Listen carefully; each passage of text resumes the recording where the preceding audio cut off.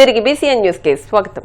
కార్తీక మాసం ఆఖరి సోమవారం సందర్భంగా శివాలయాలు తెల్లవారుజాము నుంచి భక్తులతో కిక్కిరిసిపోయాయి.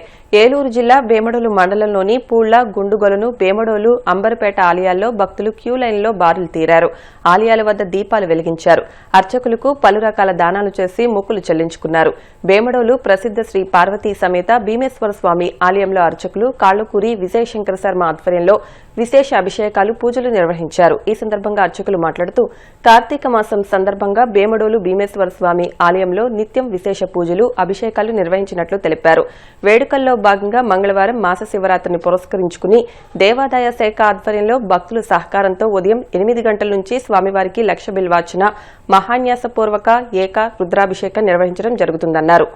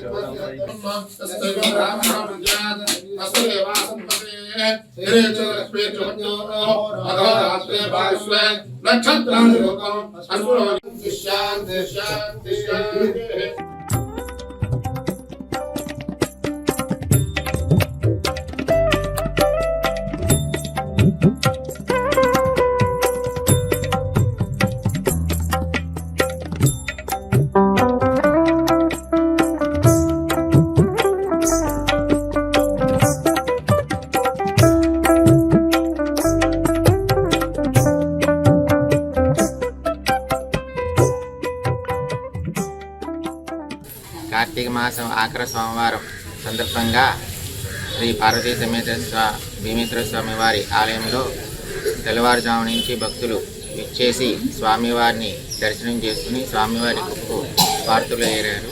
కార్తీక మాసంలో వచ్చేటువంటి మాస శివరాత్రి సందర్భంగా మాస శివరాత్రి రోజుని రేపు ఉదయం నుంచి మహాన్యాసపూర్వక ఏక రుద్రాభిషేకము, లక్ష బిల్వార్చన దేవాదాయ ధర్మాదాయ శాఖ ఆధ్వర్యంలో భక్తులు సహకారంతో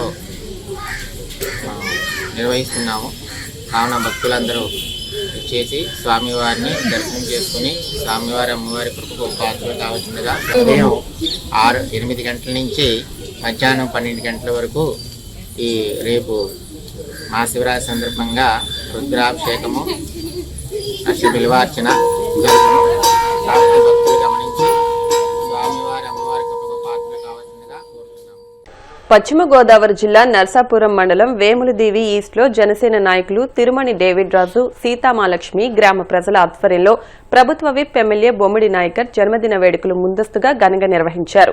ఈ సందర్భంగా డేవిడ్ రాజు మాట్లాడుతూ తుఫాను కారణంగా సముద్రం తీరాన ఉన్న మత్స్యకారు కుటుంబాలను ఆదుకున్న ఘనత ఎమ్మెల్యే నాయకర్ కు దక్కుతుందన్నారు. ఈ కార్యక్రమంలో జిల్లా మత్స్యకార సహకార సంఘాల అధ్యక్షులు మైలా వసంతరావు, తిరుమణి సీతామాలక్ష్మి, జనసేన నాయకులు, అభిమానులు, గ్రామ ప్రజలు పాల్గొన్నారు.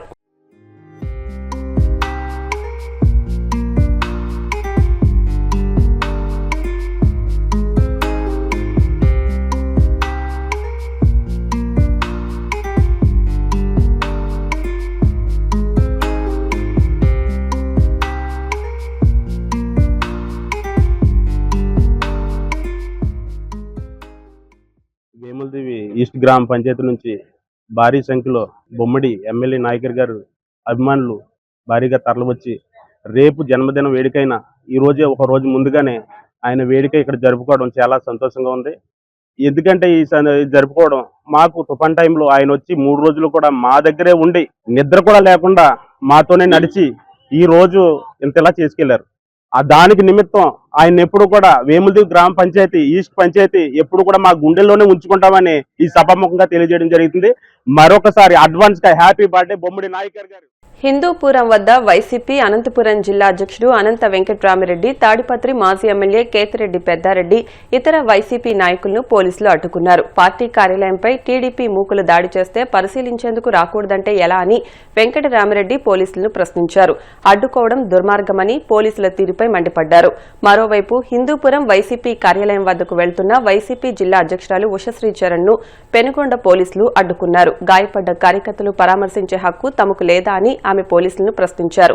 పోలీసులు అడ్డు తొలగకపోవడంతో ఉషశ్రీ చరణ్ కార్యకర్తలతో కలిసి అనంతపురం బెంగళూరు జాతీయ రహదారిపై బైఠాయించారు.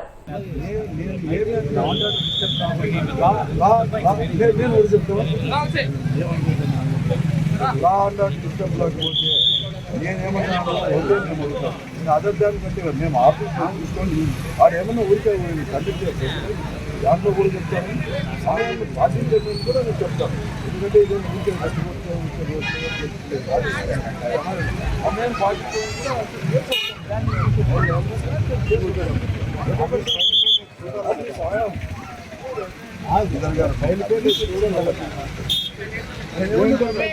ఏమంటారు వద్దు కదా.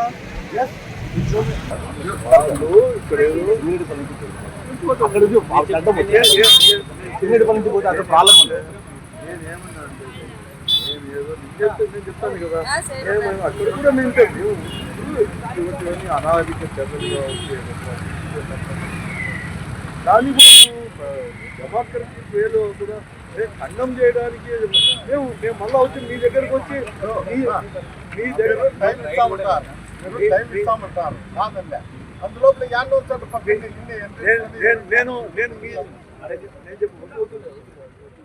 తిరుమల ఘాట్ రోడ్ లో మరో ప్రమాదం జరిగింది. శ్రీవారిని దర్శించుకునేందుకు భక్తులు ఘాట్ రోడ్ లో కొండపైకి వెళ్తుండగా ఒక్కసారిగా వారు ప్రయాణిస్తున్న కారు బోల్తా పడింది.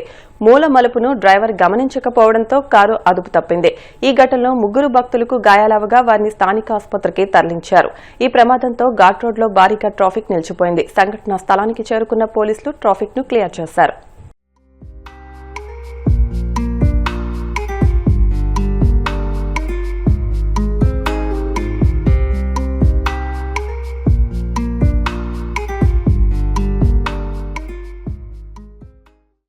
కామన్ స్కూల్ సిస్టమ్ పెట్టాలని, దానికోసం కేంద్రం నుంచి పాలసీ మారాల్సి ఉంటుందని తెలంగాణ జాగృతి అధ్యక్షురాలు ఎమ్మెల్సీ కల్వకుంట్ల కవిత అన్నారు. తెలంగాణ జాగృతి టీచర్స్ ఫెడరేషన్ ఆధ్వర్యంలో తెలంగాణ రాష్ట్రం విద్యా వ్యవస్థపై సోమజిగడలో రౌండ్ టేబుల్ సమావేశం నిర్వహించారు. ఈ సందర్భంగా కవిత మాట్లాడుతూ ప్రస్తుతం ఉన్న సిస్టంలో ఉంటూ విద్యా వ్యవస్థను మార్పు చేసేందుకు ప్రయత్నం చేస్తామన్నారు. ఇప్పుడు పెద్దలు చెప్పిన అన్ని అంశాలతో కలిపి 10 తీర్మానాలు చేసుకున్నామన్నారు. విలువలతో కూడిన విద్యను అందించేందుకు ప్రయత్నం చేయాలన్నారు. విద్యకు 15% బడ్జెట్ కేటాయించాలని, అవసరమైతే అన్లిమిటెడ్ గా బడ్జెట్ ఉండాలన్నారు.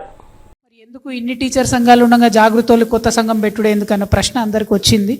దానిలో ప్రత్యేకించి మేము చెప్పదలుచుకున్నది ఒకటే, వివిధ టీచర్ సంఘాలకు ప్రభుత్వాల పట్ల ఒక్కొక్కసారి భక్తి ఉంటుంది, ఒక్కొక్కసారి కోపం ఉంటుంది, ఒక్కొక్కసారి రకరకాల ఫీలింగ్స్ ఉంటాయి.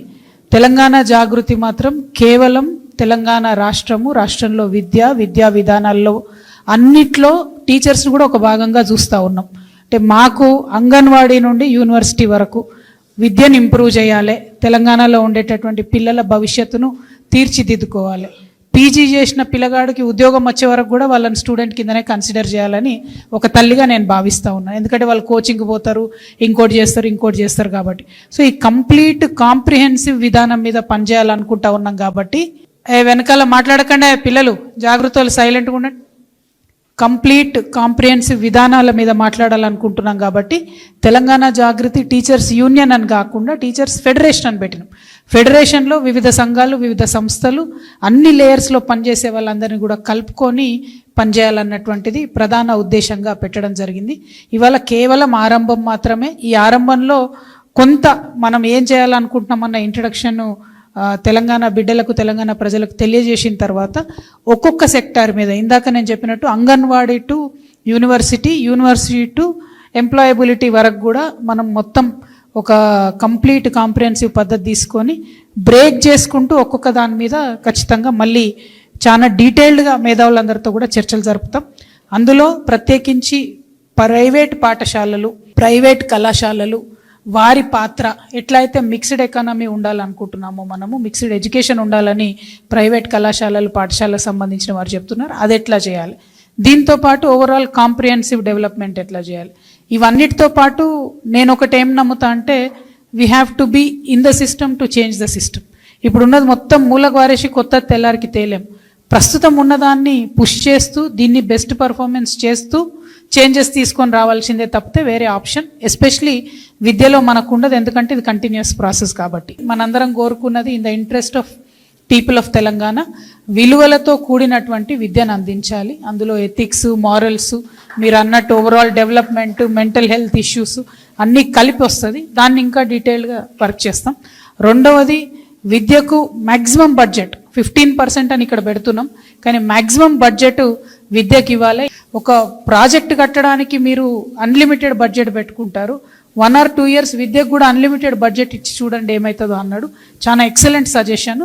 సో విద్యకు తగినంత బడ్జెట్ ఇవ్వాలి అని పెట్టుకుందామని నేను అనుకుంటా ఉన్నాను. టెక్నాలజీని విరివిగా వాడాలి, దాంతో విద్యా ప్రమాణాలను అప్గ్రేడ్ చేయాలి. ఇప్పుడు ఉండేటటువంటి సిస్టమ్ ముందుకెళ్లాలంటే 1వ తారీఖున ఈ ప్రభుత్వం జీతాలు ఇస్తున్నది. ఎట్లా అయితే 1వ తారీఖున టీచర్లకు జీతాలు ఇస్తున్నారో అదే స్కూల్లో పనిచేసే మిడ్ డే మీల్ వర్కర్లకి, స్కూల్ మెయింటెనెన్స్ అమౌంట్కి, శానిటేషన్ స్టాఫ్కి, ఇంటర్నెట్కి అన్నిటికీ కూడా 1వ తారీఖున ఇస్తే స్కూల్ కరెక్ట్గా ఫంక్షన్ చేసేటటువంటి ఆస్కారం ఉంటుంది. వార్తలు ముగించే ముందు ముఖ్యాంశాలు మరొకసారి. భారత్ను ప్రపంచంలోనే ప్రథమ స్థానంలో నిలబెట్టేందుకు ప్రధాని మోదీ నిరంతరం కృషి చేస్తున్నారు. రాజ్యాంగంపై సదస్సులో సీఎం చంద్రబాబు కీలక వ్యాఖ్యలు. శ్రీబాగ్ ఒడంబడికను ఎప్పటికైనా అమలు చేసి వెనుకబాటుతనానికి గురైన రాయలసీమ ప్రాంతానికి న్యాయం చేయాలి. మాజీ మంత్రి సాకే శైలజానాథ్ డిమాండ్. వాడపల్లి వెంకన్న ఆలయంలో ప్రత్యేక పూజలు. మంగళ వాయిద్యాల నడుమ శ్రీ స్వామి అమ్మవార్లకు మేలుకొలుపు సేవ, ఐశ్వర్య లక్ష్మి హోమం.